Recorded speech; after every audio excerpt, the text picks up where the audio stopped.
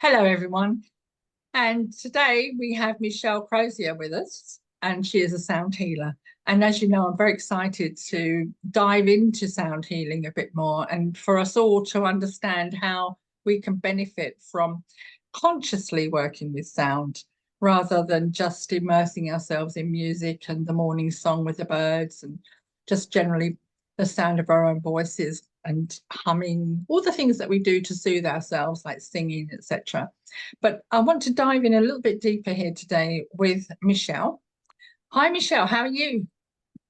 Hi, I'm happy to be here. Thanks for inviting me to your lovely program. It's really good to have the opportunity to talk about my passion.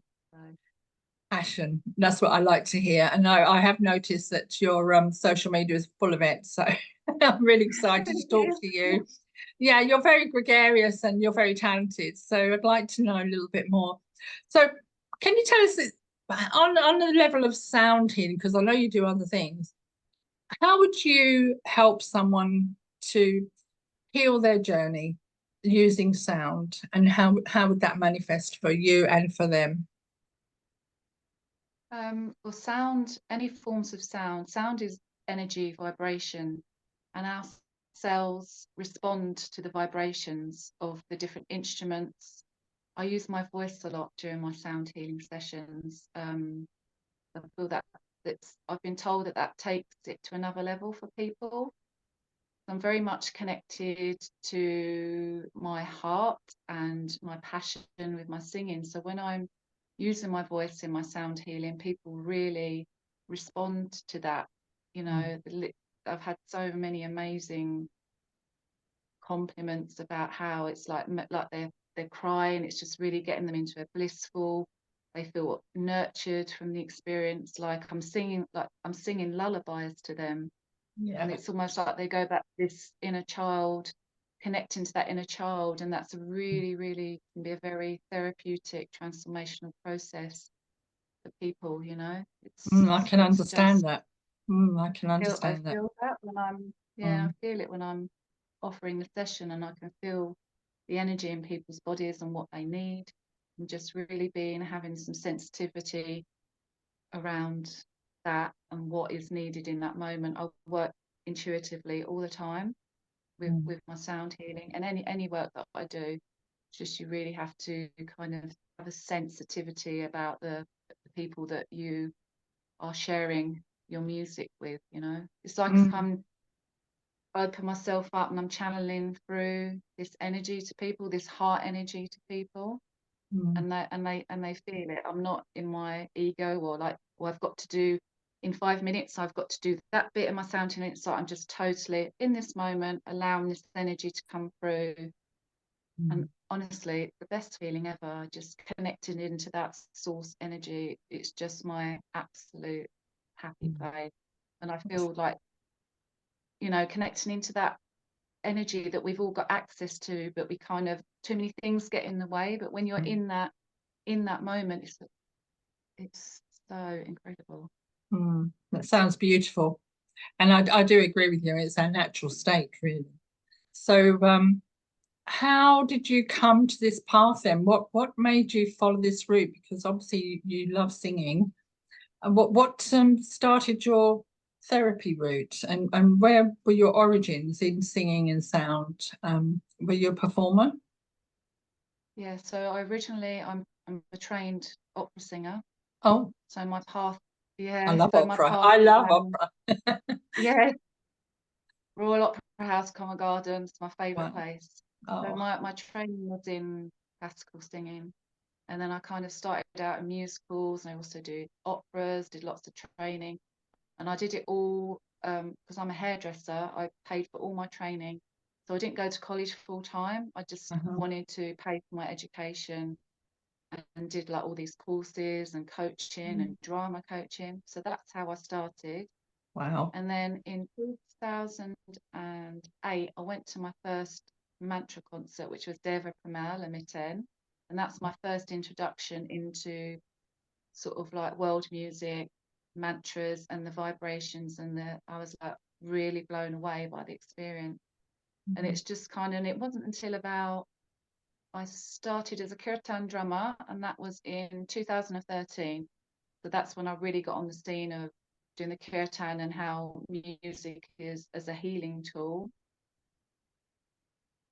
Mm. And then that kind of led into the sound. Started doing sound healing at the end of the ecstatic dance. Right, So I used hold to on. drum like in dance to really build the energy, people's energy. And then at the You've, end of you've, the ecstatic I've dance, lost you. Sorry, you've frozen. oh, oh And no! yeah, it's all right. We'll start with the curtain drumming again. It froze and then it went all crackly. So Oh, we've got to the point where you said about curtain, and that was your yeah, first experience. And then you started to talk about how you use the drumming. So if you could just continue to say how you use the drumming. yeah. So I used to drum as part of an ecstatic dance, and at the end of the ecstatic dance, I started to do mini sound healings, literally only about 5 minutes. And that was the beginning of my journey of exploring sound therapy.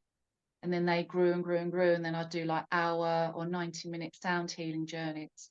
Mm. From like, and I use many things. I like to use drums for the grounding at the beginning of the sound healing to really connect to the earth, really like our ancestral, Mm. energy, and just coming back to that.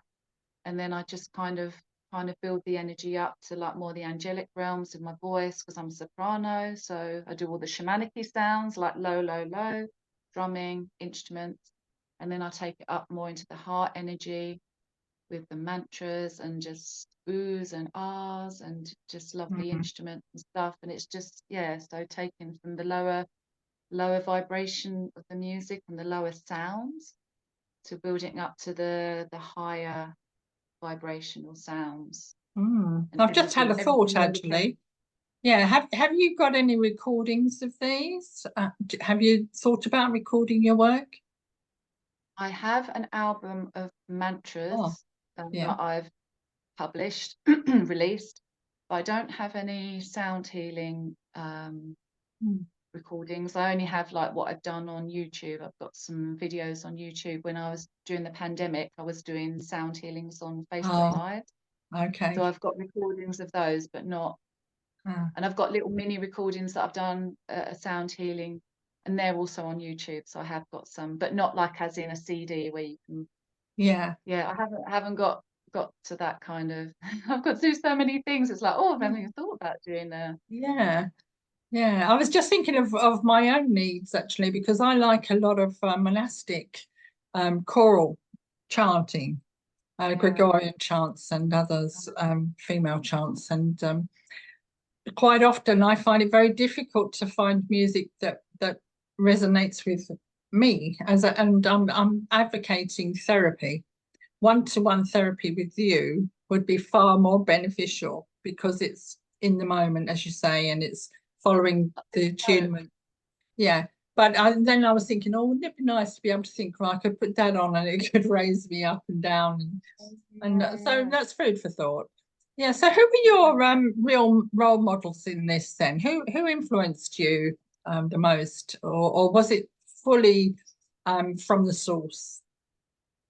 Source, because I've only got like I've got people that I follow and admire in the kirtan scene, but sound healing that just kind of has come from within me. There's not someone that I Hmm. think, oh wow, I just I've just kind of I just these things kind of happen. I think, oh, Hmm. here I am. Now I'm doing sound healing. Okay, and this is just flowing and this feels really good and I'm getting great energy from people and feedback. So I just very much go on these paths where it's flowing. So I find when I'm coming up against resistance, I'm like, okay, is this meant to be happening? And then I just kind of, yeah, be in this flow. So yeah, I've just opened myself up and allowed that energy to come through. And sometimes I'm thinking, who the hell was that? What happened?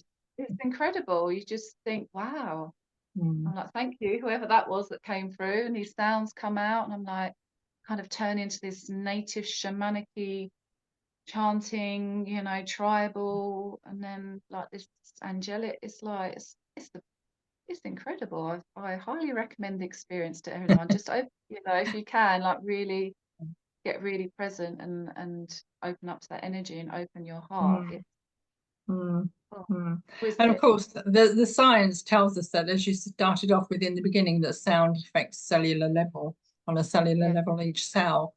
So that's one of the reasons why I like to promote this. And I'm really looking for you to explain that to people in the way that you have, that they will receive these benefits. So what's your future then? How do you feel you'd like to progress with this, or are you quite happy with it as it is? Or do you think there is potential for more growth and expansion? There's always more potential for growth. I'm one of these people that I'm always like, how can I improve? I'm very like, and then I look back on stuff that I've done, I think, wow, I've really come expanded since when I started out, like Mm, getting more instruments, getting more, sort of techniques, and like I've got a looper that I haven't used yet. That's my next thing that I need to look, because then I can just layer up all my voice and instruments, and that will just be like, oh my God, mm, massive. Oh, but I've just got to get over my tech phobia, because I don't want to be in this all tech. I want to be mm, in this flow. And when you've got all this technical stuff you've got to deal with, it can hinder that mm, flow. So I really need to practice so that it'd be mm, a natural automatic thing when I use my looper. But that is like my mm, get to that stage of using the loop. And I have these visions of just like being on a stage and just taking people on this sound journey through starting with drumming and dancing and using my looper, and then just building this energy, like this primal energy, and then just taking it into a really beautiful heart space. It's mm, such an incredible journey for people to go on, just from really mm, grounding.